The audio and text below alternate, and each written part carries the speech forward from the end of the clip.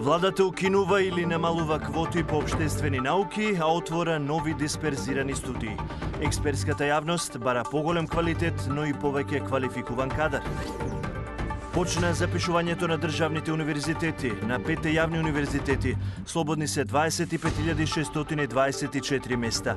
За оние кои ќе го пропуштат овој уписен рок, ќе има и втор на почетокот на септември. Кризата во Грција е многу посериозно прашање од споразумето, вели Едвард Жозеф, поранешен директор на меѓународната кризна група за Балканот. Србија од викендов со контрамерки за ограничување на увозот на македонски производи, дознава 24 вести од извори во српската влада.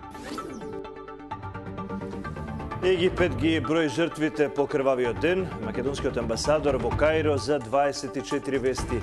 Ситуацијата полека се смирува. Почитувани, ова е централниот дневник, а во продолжение еве ги останатите настани на денот.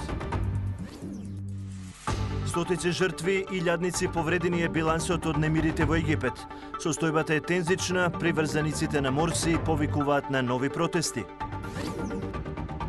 Миле Манолев, амбасадор на Македонија во Египет за 24 вести. Ниту еден македонец нема побарано помош. Ситуацијата во Каиро денеска е мирна. Косовските срби без конечна одлука дали ќе учествуваат на локалните избори.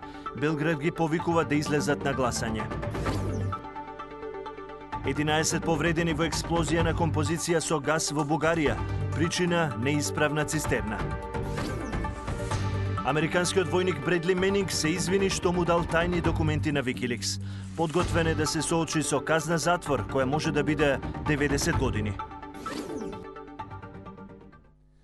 Тензично во египетската престолнина, крвавиот ден во Каиро вчера однесе стотици жртви. Приврзаници на соборениот председател денеска ја нападнаа владината зграда во Каиро, бројот на жртви и ранети се зголемува. Во меѓувреме продолжен е и притворот на Морси за уште 30 дена. На социјалните мрежи следбениците на Морси повикуваат на нови протести. Во Египет растат тензиите откако властите воведоа полициски час по крвавите судири меѓу приврзаниците на соборениот председател Мохамед Морси и безбедносните сили. Стотици приврзаници на муслиманското братство нападнале владина зграда во Каиро, објави египетската државна телевизија. Приврзаниците на Морси најавуваат нови протести покрај предупредувањата на полицијата и армијата. Бројот на жртви достигна над 500, а бројот на повредени е неколку илјади. Бројката на жртви се разликува зависно од изворот. Муслиманското братство, што го поддржува соборениот председател, тврди дека загинале над 2000 лица, а над 10.000 се ранети. Двата протестни кампа во Каиро се под контрола на полицијата. Прогласувајќи вонредна состојба, вршителот на должност председател на Египет Адли Мансур нареди војската да и помогне на полицијата да воспостави ред и мир. Министерството за внатрешни работи соопшти дека во судирите загинале и 43 полицајци. Верувам дека по објавувањето вонредна состојба и откако председателството и даде мандат на војската да и помогне на полицијата, нема да дозволиме какви било протести со седење без разлика на жртвите. CNN пак јави дека во текот на ноќта имало немири и покрај полицискиот час. Според истиот извор, приврзаниците на Морси напаѓале полициски станици, болници и владини згради. Починатите и повредените беа носени во локални болници. Сите повредени кои беа донесени во болницата беа погодени со вистински куршуми, а не со гумени. Египетските власти му го продолжиле притворот на сменетиот председател Морси на уште 30 дена. Мохамед Ел Бараде поднесе оставка од функцијата подпредседател на Египет. Меѓународната заедница ги осуди насилствата, а кон неа се приклучија и Соединетите Американски држави. Violence is simply not a solution in Egypt or anywhere else. Violence will not create a roadmap for Egypt's future. Violence only impedes the transition to an inclusive civilian government, a government chosen in free and fair elections that governs democratically consistent with the goals of the Egyptian revolution. Во покривањето на немирите, според некои податоци, загинале и 4 новинари и сниматели, а неколку се ранети. И покрај тоа што агенциите пренесоа дека камповите на демонстрантите се разбиени во брутален судир со силите за безбедност кои употребија булдожери, снајпери, димни бомби, на социјалните мрежи се појавуваат пораки од муслиманските браќа кои повикуваат на нови протести. Во разговор за 24 вести, македонскиот амбасадор во Кајро, Миле Манолев, потврди дека досега ниту еден македонец се нема јавено во амбасадата да побара помош. По вчерашниот крвав ден во египетската метропола, денеска било мирно. Амбасадорот Манолев вели дека амбасадата е отворена за секој кој има потреба од помош. Денеска имаме сосема друга слика, а од овие две места кај што беа тие случувања, значи плоштадите овој во Гиза, значи Нахда се вика плоштадот, и во Насер Сити Раба, сосема е мирно, без никакви движења, случувања, така натаму, значи се е мирно. И сите искажуваат надеж дека е можно да се пристапи, да се дојде до некоја заедничка точка на почеток на некој диалог помеѓу спротивставените страни, да кажеме, или да почне да се разговара меѓу политичките субјекти во државата, дека тоа сите го посакуваат нормално. Кажете ми, господин амбасадоре, некои нашинци македонци кои што се по било кој основ таму, дали за немаме никаква информација, никој не се јавил досега, инаку преку Министерството за надворешни работи, знаете сами, дадена информација пред известно време, а мислам дека од тука беше дадено дека немаме јавување од наши граѓани и дека сите се упатени на нашата интернет страница, таму се броевите на нашата амбасада, телефонски, и секој кој има потреба било каква може да се јави и да му се излезе во пресет на неговото барење. Сега за сега значи е мирна ситуацијата денеска. Сега нема никој се нема јавено од нашите граѓани, ако има евентуално, претпоставуваме дека има наши државјани во овие местата на море, што се на Црвеното море, во Хургада, мислам, во Шарм ел-Шејх, и може би во некои други места. Меѓутоа, за сега немаме никакви контакти. А ситуацијата во Кајро е мирна после вчера, така? Овде кај што сме ние, кај што сме на амбасадата е сосема мирно, во цело Кајро е моментално, Сабајле, мислам, околу 11 по 12 беше сосема мирно секаде. Пред половина сат имам исто информација, исто така беше мирно. Останатите вести од регионот и светот по долу во дневникот.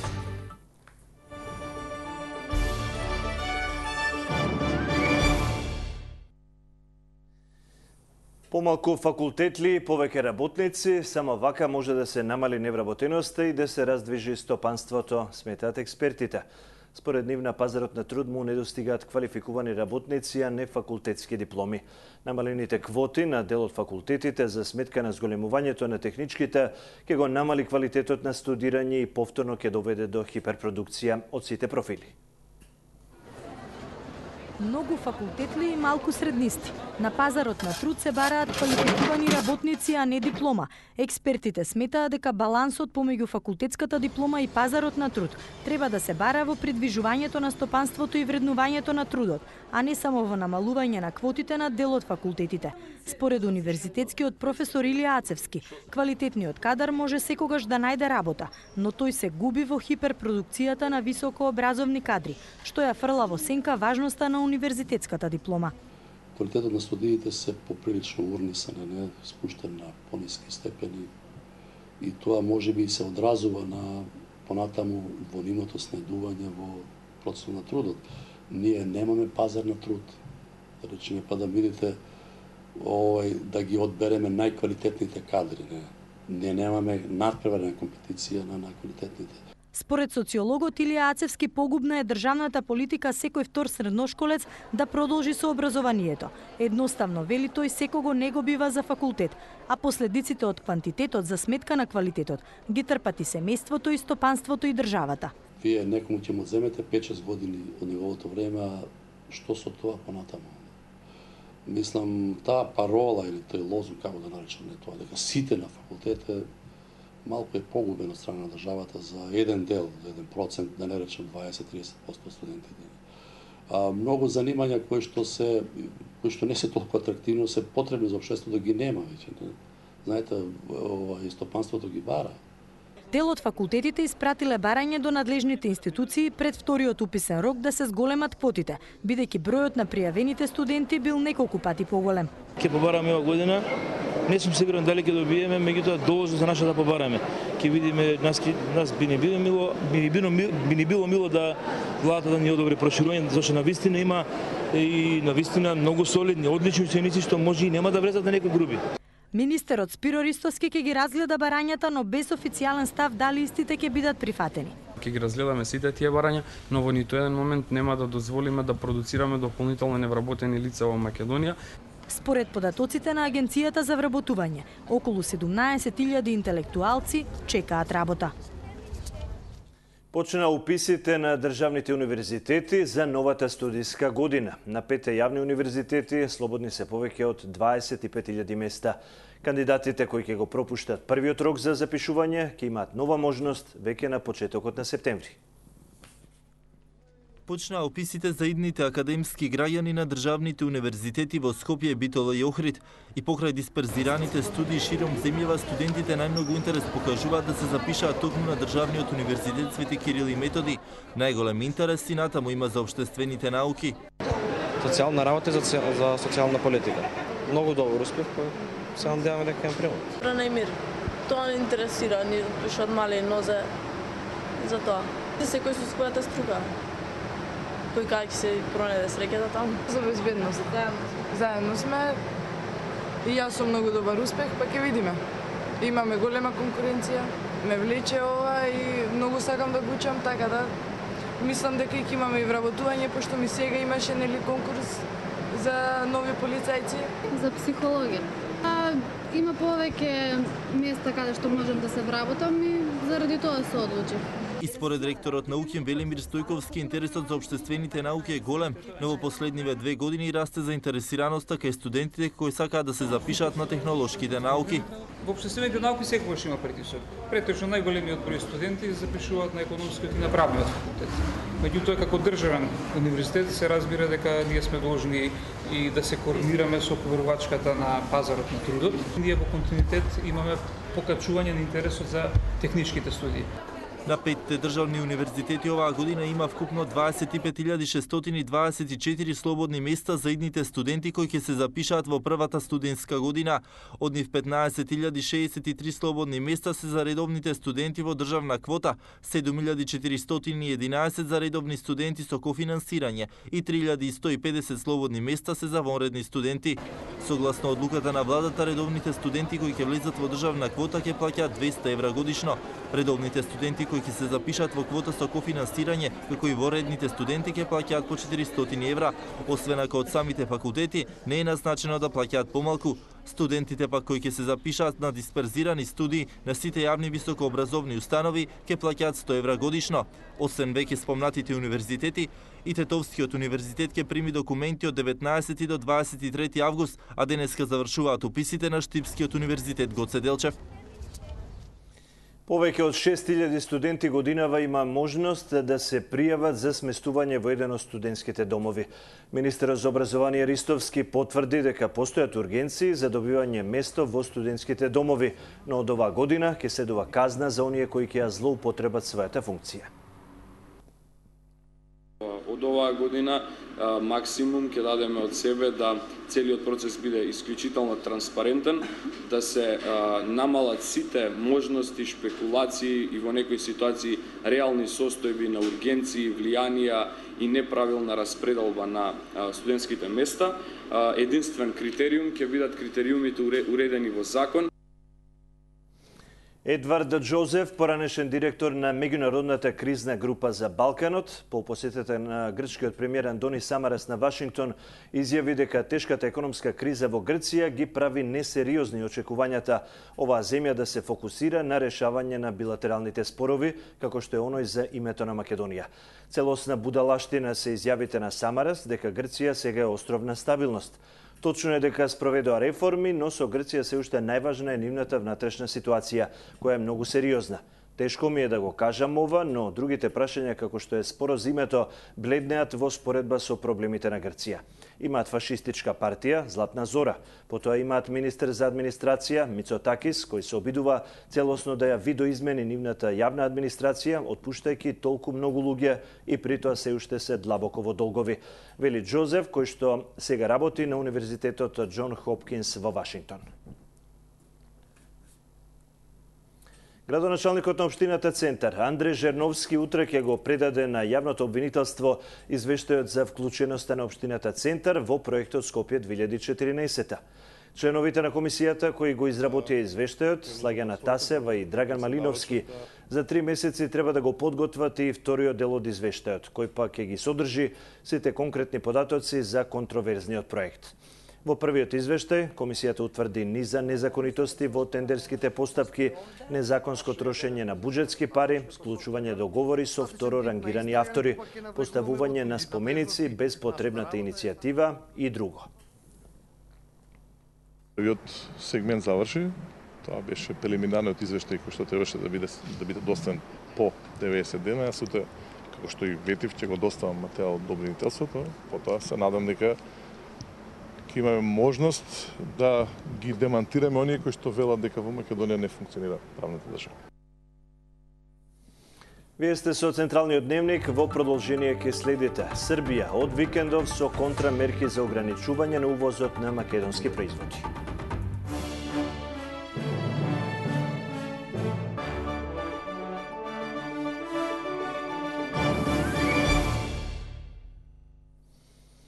Рокот истече, Србија ги подготвува контрамерките за ограничување на македонските производи. Иако денеска нема официјален став од институциите на двете земји, сепак извори за 24 вести од српската влада коментира дека мерките најверојатно ќе ги спроведат овој викенд или најдоцна следниот понеделник. Македонија и Србија тактизираат. Иако денеска истече рокот што Србија и го постави на Македонија за укинување на мерката за ограничен увоз на пченица и брашно, нема официјален став од институциите на двете земји. Сепак извори за 24 вести од српската влада коментираат дека си поверојатно е викендов или најдоцна следниот понеделник да воведат контрамерки за ограничување на увозот на македонските производи. Какви ќе бидат контрамерките, српските ресорни министерства дополнително ќе одлучуваат, но најверојатно ќе се однесуваат на стратешките македонски извозни производи, зеленчукот, овошјето и виното. Овие мерки ќе ги спроведат ако Македонија не го испочитува рокот за укинување на заштитната мерка. И додека Србија изминатиот период поставуваше рокови, Македонија не калкулираше со временски одредници. Минатата недела владата порача дека засега нема конкретен рок за укинување на мерката и дека таа ќе остане се до стабилизација на пазарот. И вчера од Министерството за земјоделство за 24 вести единствено изјавија дека се фокусирани на забрзување на откупот на домашната пченица, бидејќи тоа е во интерес и на земјоделците и на мелничарите. Извори за 24 вести коментираат дека е невозможно укинување на заштитната мерка во скоро време, бидејќи се уште околу 30% од домашното жито не е откупено. Силосите на македонските мелничари се уште затрупани со српска пченица и брашно и поради тоа стагнира откупот на домашната пченица, велат земјоделците. Досега се откупени околу 75% од домашната пченица. Според земјоделците единствен спас за реколтата е владата итно да донесе одлука за интервентен откуп на околу 10.000 тони пченица. Само 37% од предвидените 640 милиони евра преку ИПА фондовите досега има искористено Македонија. Единствено Министерството за животна средина има искористено за инфраструктурни проекти околу 99 милиони евра. Само 37% од европските пари искористила Македонија преку ИПА фондовите. Процентот на искористеност се однесува на склучените договори, а не искористеноста. Министерот за евроинтеграција ја оправда со споредбата на земјите од регионот, каде ние сме во рамки на просекот. Колку се гледа според анализата што е направена тоа страна на Европска унија во регионален аспект, од споредбено со земјите што имаат децентрализиран модел на искористување на ИПА фондовите, ние сме некаде на просекот од регионот. Најголем проблем во евроинтегративниот процес на Македонија останува усогласувањето со европското законодавство во животната средина, потврдува ресорниот министер. Нашите предизвици, најголеми предизвици се токму инвестициите во животна средина и тоа во пречистителни станици, канализациони мрежи, водоснабдување. Меѓутоа, тоа исто така и имплементација на законските одредби кои се однесуваат на така наречени интегрирани дозволи односно заштита на воздухот во Република Македонија. Министерството за животна средина има искористено 1/6 од ИПА фондовите или 99 милиони евра за инфраструктура и 15 милиони евра за јакнење на институционалните капацитети. Предвидените 640 милиони евра од актуелната ИПА структура се наменети за периодот од 2007 до 2013 година. Со 1,57 милиони евра европски пари ќе се обучува администрацијата како подобро да го менаџира енергетскиот сектор. ИПА проектот ќе трае 2 години и ќе го спроведува Министерството за економија во соработка со европски експерти. Цел на овој проект е обезбедување на една стабилна правна и регулаторна рамка, мониторинг и евалуација на реформите во секторот за енергетика во насока на усогласување на нашето законодавство со законодавството на Европската Унија. Секторот енергетика е поставен, меѓутоа дека ќе треба уште малку работа за да стигнеме до таму каде што треба да се стигне, со цел да се спроведат надлежностите визави оваа проблематика за која што разговараме. Нови 50 лица со поранешен статус на деца без родители ќе се стекнат со нови работни места, откако Министерството за труд и социјална политика утре и официјално ќе го објави огласот во Службен весник. Со програмата, од почетокот на годината, досега вработени биле 33 лица со поранешен статус на деца без родители во државната администрација, а новите 50-тина ќе можат да конкурираат за функциите помлад соработник, виш референт, референт и помлад референт, исто така во јавната администрација. Утре, на 16.8.2013 година, ќе биде објавен јавен оглас за дополнително вработување на 50 лица. Токму затоа ги повикуваме сите заинтересирани лица кои до 18 годишна возраст имале статус на деца без родители и без родителска грижа, кои што ќе ги исполнуваат условите и критериумите наведени во огласот, да аплицираат во наредните 20 дена за добивање на соодветен работен ангажман. Србија прокнижи повеќе од 400 милиони евра на контото странски директни инвестиции. Паѓаат цените на недвижностите во Словенија. Становите таму поевтини до 30%. Од април до јуни годинава во Британија се вработиле 140.000 лица од Бугарија и Романија, што е пак за 30.000 повеќе од претходните 3 месеци. Во продолжение пресек на настаните од бизнисот од регионот и светот. Повеќе од 400 милиони евра странски директни инвестиции влегле во Србија од почетокот на годината. Овие податоци ги објави Народната банка на Србија. Експертите сметаат дека оваа година веќе може да се оквалификува како успешна по овој нето прилив на пари од инвеститори. Овој став го имаат експертите, бидејќи во текот на ланската година странските директни инвестиции изнесуваа само 232 милиони евра. Според очекувањата, до крајот на годинава во Србија ќе влезе капитал од 700 милиони евра, пари од странски инвеститори. Најмногу пари се очекуваат од преработувачката индустрија, енергетиката и трговијата. Вредноста на недвижностите во Љубљана и во останатите поголеми градови во Словенија е намалена до 30% во последниве 3 години. Ваквото движење на цените е во согласно со очекувањата, соопшти Мартин Смодиш од Геодетската управа за вреднување на имот. Според податоците на Геодетската управа, најмногу се паднати цените на оние недвижности кои претходно биле најатрактивни и најскапи. Па така во центарот на Љубљана, Постојна и Нова Горица, вредноста на становите од 2010 е пониска за 20%.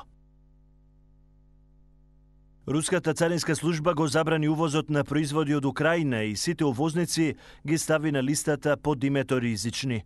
Тоа значи дека на неопределено време е блокиран увозот на украинска стока во Руската Федерација.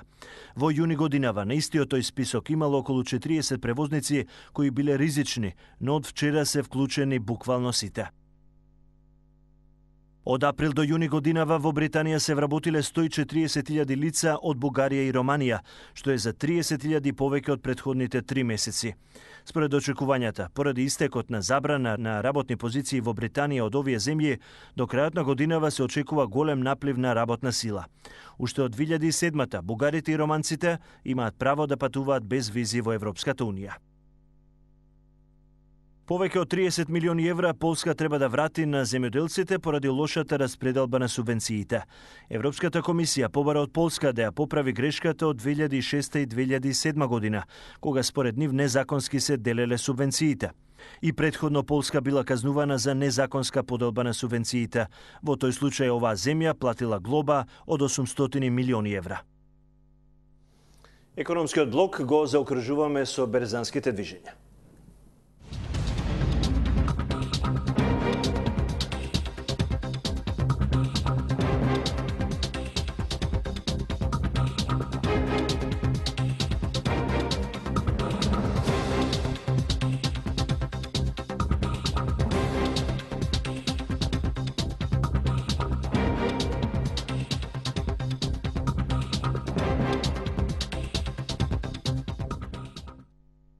Го следите централниот дневник на 24 вести. Продолжуваме понатаму со вести од Македонија.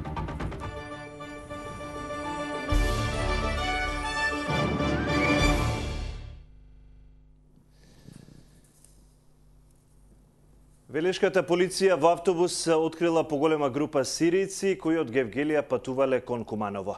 Странците биле пријавени од граѓани на Градско, пошто уследила полициска акција за нивно апсење. Тие изјавиле дека сакаат илегално да заминат во Европската унија. Емигрантите илегално ја минале грчко-македонската граница, а по разговор со странците, тие се пренесени во прифатниот центар во Скопје. За еден месец ова е трета група на мигранти кои се откриени во Велес. Вчера пак околу 14 часот на улицата Караорман во Скопје непознат сторител со употреба на погоден предмет влегол во куќата на 64 годишниот МД, при што извршил кражба. Од куќата се одземени пари во износ од 492.000 денари. Се превземаат мерки за откривање на сторителот. Градоначалникот на општината Центар, Андреј Жерновски, ги посети жителите од семејните куќи, Врчи двор, викендов во одневремето падна цел кров од соседната зграда. Од општината ветија дека ќе им помогнат во санирање на штетата. Кога полицијата ќе го изготви записникот, ќе извршат надзор дали невремето било причина за падот на кровот или пак лошо изведената конструкција. Се работи за зграда лоцирана зад средното училиште Раде Јовчевски Корчагин, до која има две семејни куќи. Во моментот кога кровот паднал, за среќа никој немало во дворот од куќите. Јас ќе се обидам да ги убедам сите колеги, значи едногласно и позиција и опозиција, да донесеме одлука за поддржување на оваа санација овдека. На територија на општина Центар имаше исто падната фасада на 50-та дивизија, исто таму општината излезе за своја инспекција, потоа имаше на повеќе локации паднато дрвеа, имаше кај Нова Македонија, имаше кај Кузман Јосифовски Питу. Значи општината вети дека уште утре ќе се стави како точка на дневен ред и во рамките на финансиските можности ќе не излезат во пресрет. Во продолжение на дневникот вестите од светот.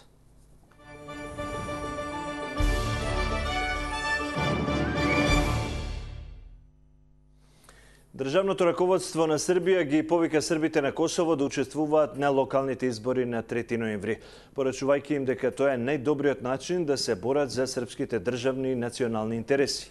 Советник на српскиот председател по 3-часовната средба со представници на косовските срби изјави дека независно каква одлука ќе донесат србите, државата ќе остане со нив. Представници на косовските срби изјавија дека конечната одлука ќе објават наредниве денови. 9 лица од вкупно 11 повредени во експлозија на цистерни со газ во бугарското место Езерово се хоспитализирани во военноморската болница во Варна. Инцидентот се случил кога се запалила железничка композиција со цистерни натоварени со пропан-бутан во индустријскиот комплекс во Езерово.